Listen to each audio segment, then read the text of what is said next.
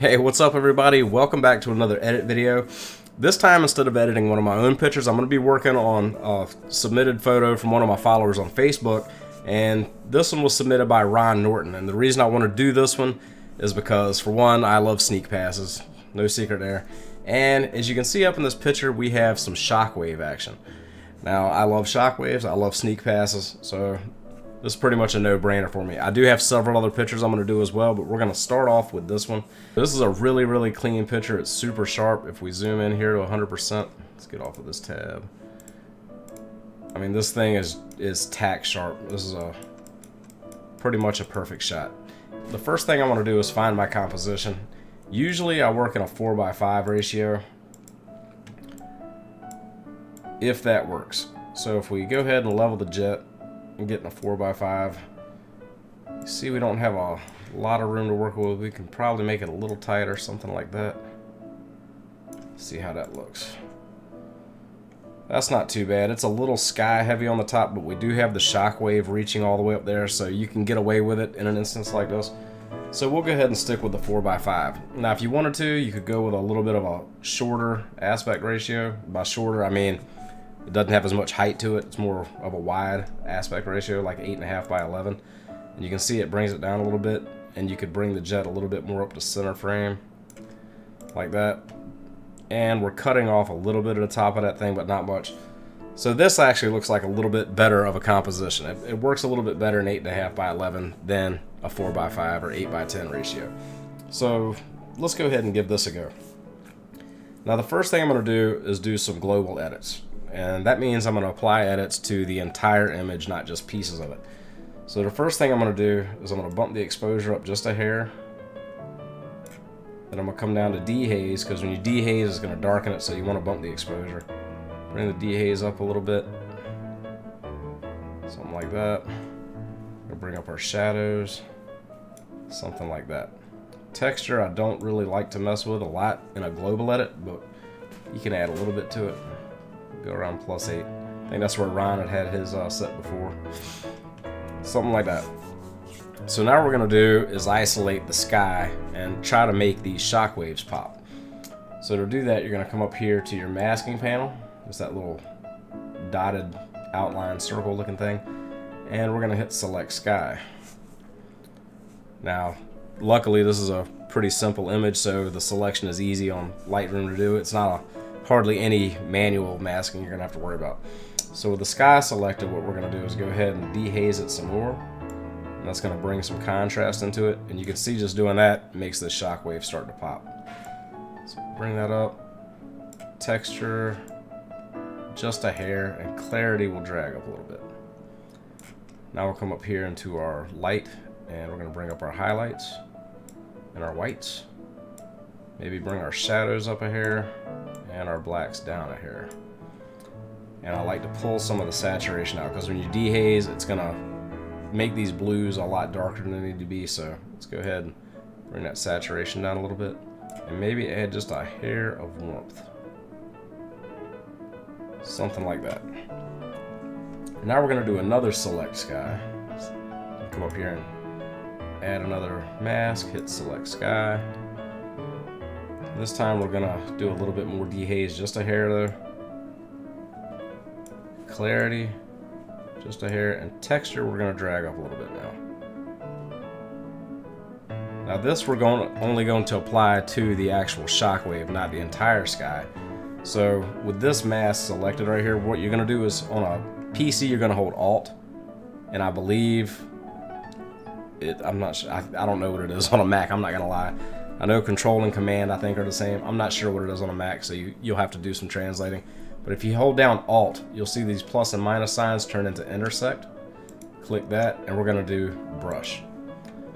Now we can brush in this effect wherever we want. I want to turn the flow down just a little bit. Feather, want a pretty good feather on there. And we're going to go ahead and brush this in right along the shockwaves.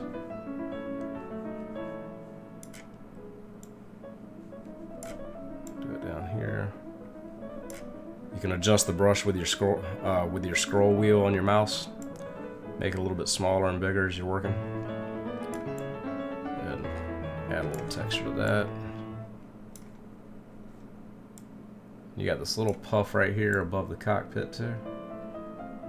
It's not much, but you can see it, so we're gonna tighten it up a little bit. Looks like there's a little one right here coming off the back of the vertical stabilizer. Let's brush that in.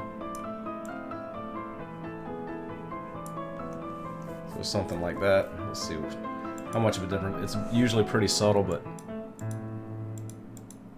as you can see, it's darkened out into the clouds a little bit.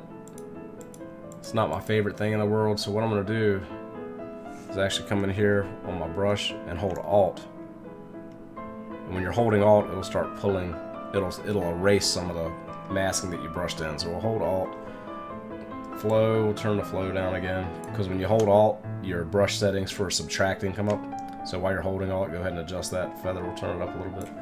And we'll try to pull a little bit of that out of the edge of the clouds.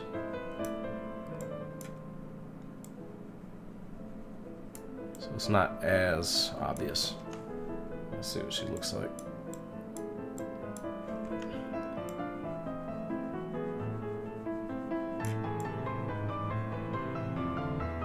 Maybe turn our flow up just a hair, so we ain't gotta brush as much.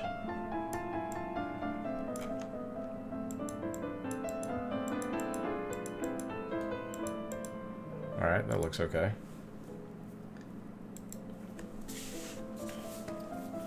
Alright, now we're going to keep working on the sky. What I like to do is, you see a lot of my pictures have gradients in the backgrounds. I just find it adds a little character to the picture. I like playing with light sources, like where the sun's coming from in a picture, lightening it there, darkening it on the opposite side, and just providing a little extra contrast, a little extra oomph to the picture. That's something I like. I know it's not in everybody's taste, and if you don't like it, don't do it. You want to make these pictures the way you like them. I'm just showing you how to use the tools that I use so you can apply them how you want. So for me, if I was doing this image, what I would do is I'd come up here and I'd get me a radial gradient, and usually with a sneak pass, I'll play with the sun up here from the top right. So go ahead and hold Control and minus, and you can zoom in and out. Go ahead and zoom out. Now with gradients, a lot of people just starting out will put the gradients on the picture like this. You don't have to put gradients directly on the picture. Let's go ahead and delete that gradient. Delete mask 3. So if we do this again, hit radial gradient, you can actually start your gradient way out here in negative space. So I can come way out here and drag this gradient out and just let it kiss the top of the picture. We can make our feather a little bit bigger. Go ahead and bump up our exposure. Something like that. Highlights. Shadows, and sometimes I'll just bump the blacks down, just keep a little contrast in it. Now we'll do one from the opposite corner. Since we came from the top right, this time we're going to come from the bottom left. And since we're not simulating the sun, I'm going to do a regular linear gradient instead of a radial gradient.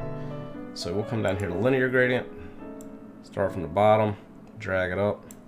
I like having a large gradient, just use a piece of it on the photo instead of using the whole actual gradient, so it's a little more subtle. So we'll do something like that.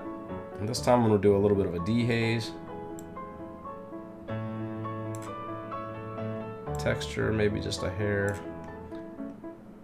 Bring our blacks down, shadows down, and our exposure just a hair. Something like that. Saturation, probably drag it down a hair, and we'll apply a little bit of a cool to it. Bring the temperature down just a little bit. I like to usually warm the sunny side and cool the shade side, just to give it a little bit more color contrast as well as exposure contrast. So we're going to do another linear gradient from the bottom. It doesn't have to be the same exact angle. Drag it way up and pull it down here. And again, we're going to bring the exposure down a little. Shadows, blacks. Let's see if messing with the highlights does anything we want. Let's go ahead and zoom back in a little bit so we can see it better. Let's see, shadows, highlights. Let's see what highlights does. Not much. Not much there either. Now to really get that dark corner, we'll zoom out one more time. We'll do one more linear gradient. Pull that up. We're going to make this one a little bit smaller. Put it about like that. Drag our exposure down. blacks, shadows, saturation, a little bit of cool. Pull the exposure just a little bit more. Something like that. Now I'm going to grab another radial gradient and come from the top. This time I'm going to hold Alt again because we're going to do an intersect. Alt. And intersect with the sky because I don't want it to affect the jet at all. So the first radial gradient I did affected everything, so it gave a little bit of a hint of exposure to the jet as well to simulate sunlight hitting it. We don't want to do that with all of them because you'll start having really hot spots on your jet. You don't want that. So we're going to bring our exposure up just a hair, add a little bit of warmth, something like that. Highlights, whites, our shadows up a hair, and our blacks down a hair, and something like that. In Lightroom, this is about as far as I would go as far as editing with the gradients and isolating the background in the jet. You can get a little bit further and doing gradients on the jet, but I'm going to do some of that in Photoshop because I can get a little bit more fine with it. We're going to right click and hit Edit In, Open a Smart Object in Photoshop. So go ahead and click that and open it up. Alright, so once we're opened up in Photoshop, you'll see this is a smart object, and if you actually double click on this, it'll bring up Camera Raw, and it'll have all the adjustments you made in Lightroom accessible right here. So you could change anything you did in Lightroom. All the masks you made, they'll all be right here. That's everything we just did in Lightroom. Typically, I don't mess with this. I leave it as is, and I'll just add, let's go ahead, a filter and a Camera Raw filter. This becomes its own standalone set of adjustments, so we're not messing with the original Lightroom adjustments. So now what we're going to do is come in and clean up some of these little spots we see. Got a little bit of sensor dust. This is really easy. You come up here to your eraser tool, a little healing brush. You can use your scroll wheel to make the circle as big as you need it to be, and just click on the spots, and they disappear. Piece of cake. Got this little guy right here. This little guy right here.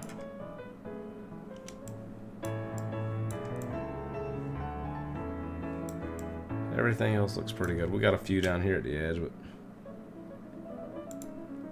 they are so minuscule, it's not really worth messing with.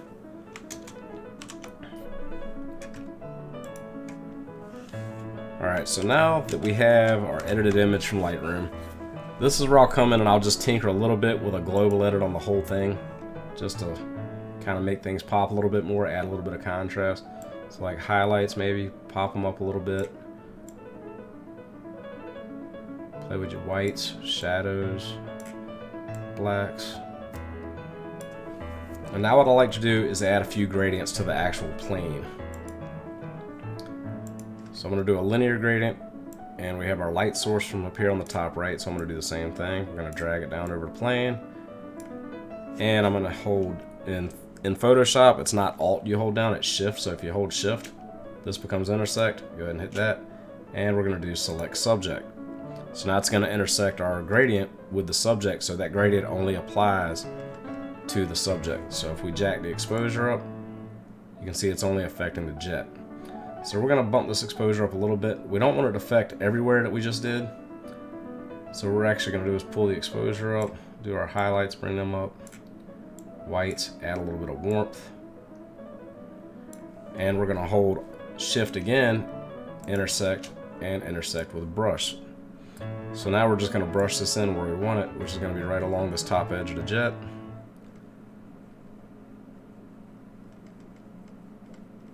Something like that. We don't want it on this side of the stabilizer because the sun's hitting the other side of the jet. No sun would be hitting this, so you want to play with that while you're applying these edits. So you want to apply the exposure where the sun would actually be hitting the airplane. So right along the top edge like that. Something like that. Now I like to take a little bitty radial gradient sometimes. I don't do this all the time. Zoom in here on the cockpit. We'll do Shift, intersect, select subject, Bump the exposure up a hair. Temperature.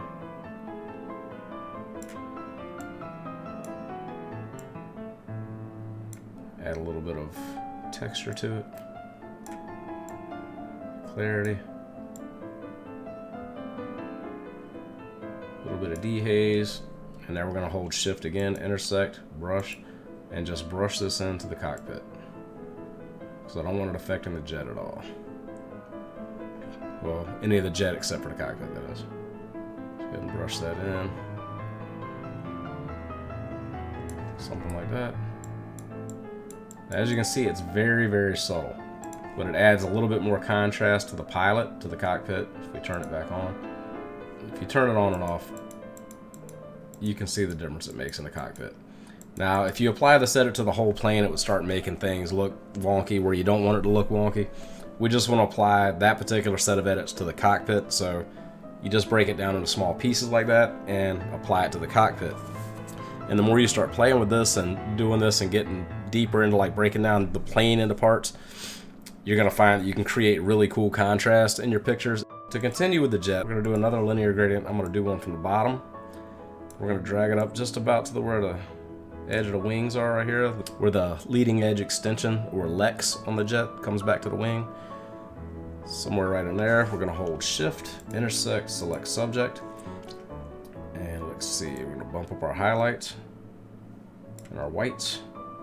That should bring out the US Navy and the little bit of vapor and the text right here. We're going to bring down our shadows a little bit and our blacks.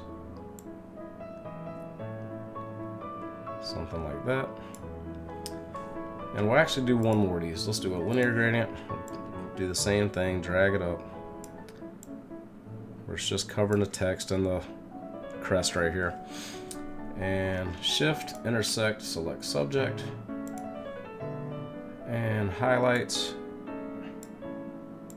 whites, bump the exposure up maybe just a hair.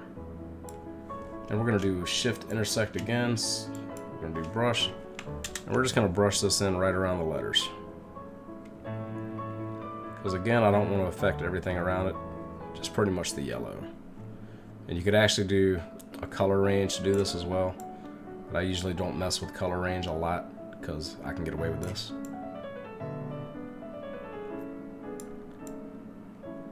So for example, if you wanted to do a color range mask, we could do another linear gradient, drag it up.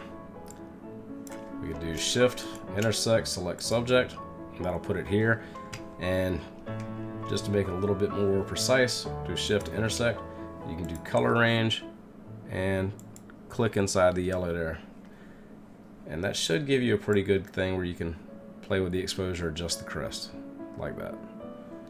And while we got it there, that actually looks good. Let's make that yellow pop just a little bit more. Give it a little bit of, yeah, something like that. That looks pretty good. We'll go with it. All right, now we'll hit OK. And then it'll apply that edit. And there we go. We got a pretty sharp looking picture going on here. Now, the last two things I do in Photoshop is I do a hue saturation layer.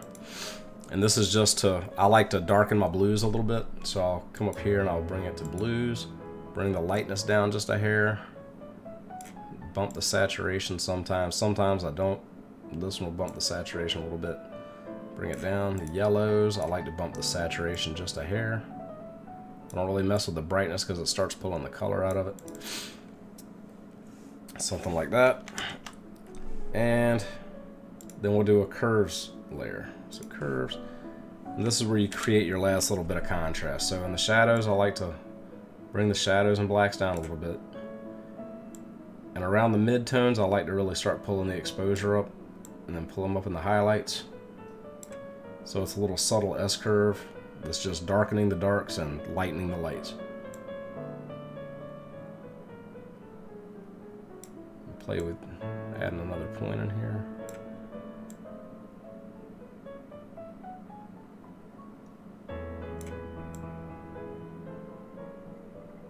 Something like that. Now if you zoom in on this picture, you'll notice that down here where we've done a lot of darkening, you got a lot of this texture in it. if you want to get rid of this, I don't always mess with this, but if you want to get rid of this, you can hold, this is on a PC again, hold Shift, Control, Alt, and hit E, and it'll make a whole brand new layer that has all of your edits that you've already done on it. So it's like its own little picture that you get to work on. You can apply a camera raw filter, and you can just come down here to Effects, Texture, drag the texture down a little bit. Mess with the clarity maybe a hair. Texture, detail, you can do a little bit of noise reduction, drag that up a little bit. Hit OK. Now we don't want this applying to the entire picture, so what we're going to do is hold Alt and hit the layer mask, and that's going to make a mask that covers this whole layer, so anywhere that's black, you're not going to see this layer. So what we're going to do is come over here to the brush, make sure our foreground is set to white. Right now it's black. When it's a default color like this, you can just hit X and it flip-flops them, so now it's black, or now it's white, now it's black, now it's white. And we're just going to brush this in where we want it. On a PC, you can hold Alt and your right mouse button, and you can drag your mouse left and right, and it makes the brush bigger, and up and down changes the hardness of it. It's just a little shortcut that makes working a little bit easier. We'll turn our flow up to around 5%, 8%, something like that. And with the white brush, we're just gonna make sure your layer mask is selected, not the layer. We're just gonna brush that in right there.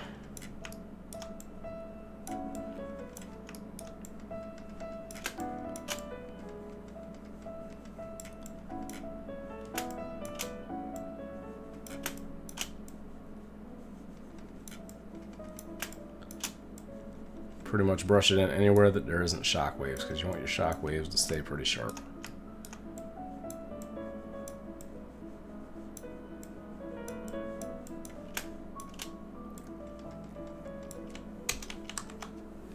Something like that. Now down here, I probably could have laid off dropping the exposure as much because it starts getting a little funky looking right there. But that's one of those things where you tinker with it, you go back, you adjust it, and fix it up. We're not going to worry about that right now. That's something, if you want to, you can actually, before you do your final layer here, you can come back and you can go in your original layer, open up the camera raw, and your layers.